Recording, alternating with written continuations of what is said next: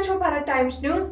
દ્વારકાનાથ જગત મંદિરમાં પીએમ નરેન્દ્ર મોદી ભગવાન દ્વારકાધીશની પૂજા કરી તેમજ આરતી પણ કરી છે। આજે પીએમ નરેન્દ્ર મોદીએ દિવસની શરૂઆતમાં બેટ દ્વારકામાં ભગવાન કૃષ્ણના મુખ્ય મંદિરમાં પૂજા અર્ચના કરી હતી અને ત્યારબાદ તેમના ડ્રીમ પ્રોજેક્ટ સુદર્શન સેતુ બ્રિજનું લોકાર્પણ કર્યું। આ સુદર્શન સેતુ બ્રિજ એન્જિનિયરિંગની કમાલ છે। 2.32 કિલોમીટર લાંબા બ્રિજમાં અંદાજે 978 કરોડના ખર્ચ કરવામાં આવ્યો છે।